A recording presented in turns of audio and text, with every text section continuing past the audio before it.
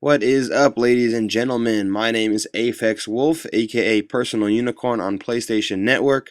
Today's cool. Got some cool information about the PlayStation 4, and I'm gonna have my pal, Computer Carry, take it away.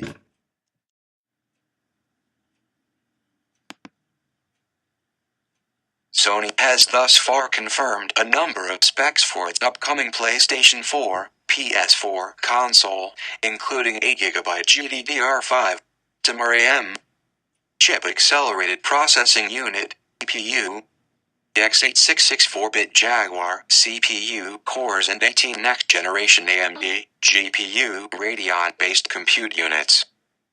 Additional specs: 4x USB 3.0, 2x Ethernet, Bluetooth 2.1, AV output, HDMI, analog AV out, and digital output optical 2.0, 5.1, 7.1 channels, Blu-ray 6x AV and 160GB HDD. According to prominent industry analyst John Petty, it's probably safe to assume that the chip's 8x86 Jaguar cores boast 4 MB of L2 cache, 512 KB per core, and run at 1.60 GHz or higher. It has dedicated custom hardware blocks, e.g., HEVC video decoders for 4K video support and AMD Graphics Core Next (GCN) architecture. The GPU packs 18 compute units (CUs) and looks very much like the Radeon HD 7850, with 64 cores, built in 28 nanometers. It produces 1.76 TFLOPS at 860 MHz, Patty explained in a recent industry report sent to TG Daily. The 18 CUs in the Orbis chip, with its 1152 shader cores, generate 1.8 TFLOPS. The AMD Jaguar-based CPU will likely include a 128-bit floating point unit (FPU) with enhancements in double pumping to support 256-bit AVX instructions, as well as an innovative integer unit with new hardware divider, larger schedulers, and more out-of-order resources.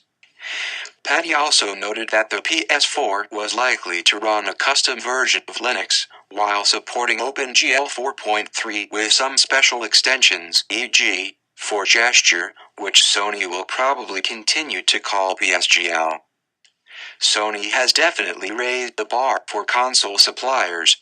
The 8x86 CPUs, which likely contain a 512K L2 cache, plus 4 shared 128 FPUs and 8GB of DDR5, will give the PS4 astonishingly long legs. We are not going to see massive scaling of shader cores, for a variety of reasons, in GPUs on the PC.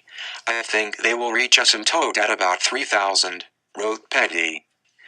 The Orbis CPUs will have plenty of headroom for physics and AI, so this machine is not going to get trounced by PCs in 3 to 5 years like past consoles.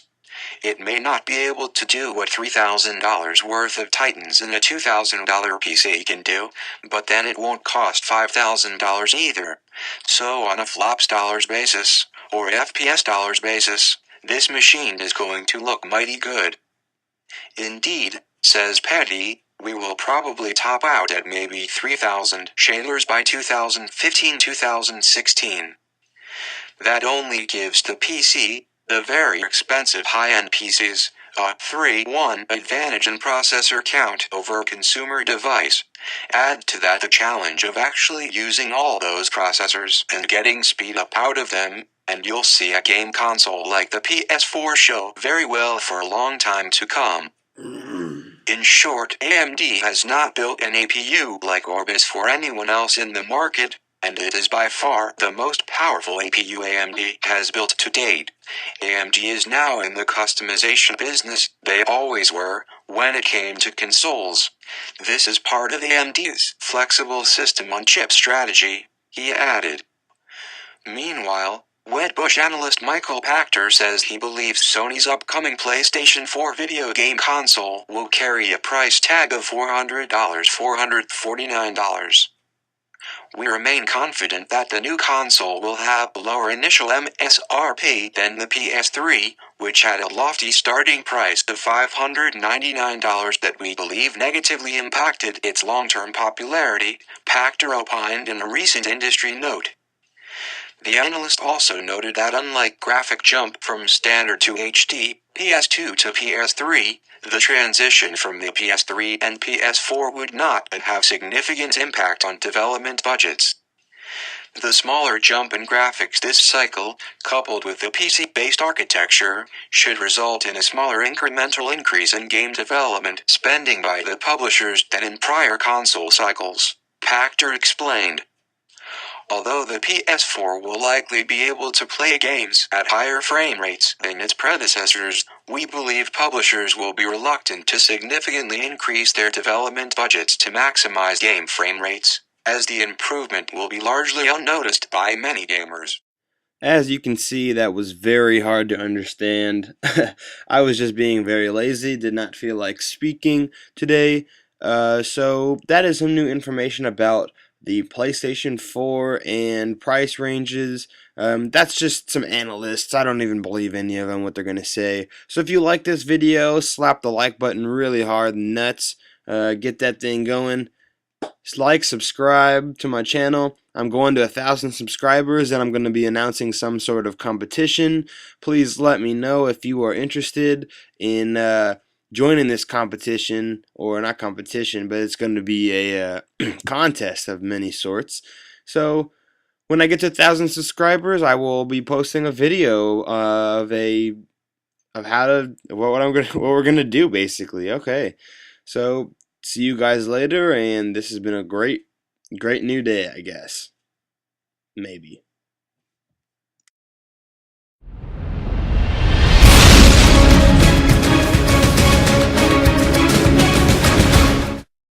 Pura vida gente, soy Chris the Killer y como ven hoy les traigo la presentación del nuevo PlayStation 4.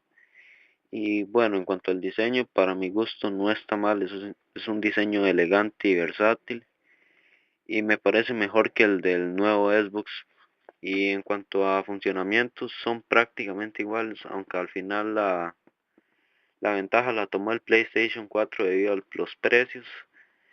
Microsoft ha anunciado que el precio para la Xbox será de $500, mientras que Sony ha dado el precio de $400 para el nuevo Play. Y bueno, ahora siguiendo con otro tema relacionado con la E3, hoy se han presentado un nuevo gameplay de Battlefield 4 que me pareció muy bueno. Así que atentos al canal porque posiblemente lo subiré mañana. Y además se han presentado muchos otros juegos que me han parecido muy buenos gráficamente y en cuanto a jugabilidad en las nuevas consolas. Y bueno, esto sería todo, pura vida gente. Si les gustó el video dale like y suscríbanse porfa y nos vemos en el próximo video.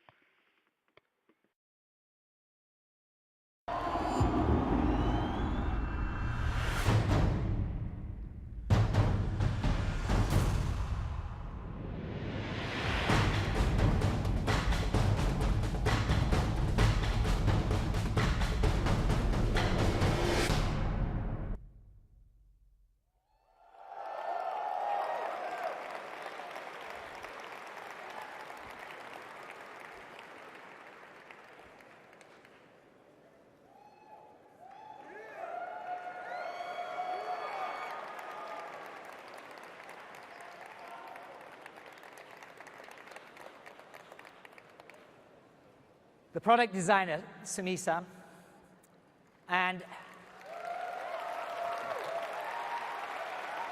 take a bow. And to the whole PlayStation design, engineering, and development team, thank you for being uncompromising in the pursuit of a revolutionary new console, and one that is worthy of the PlayStation heritage.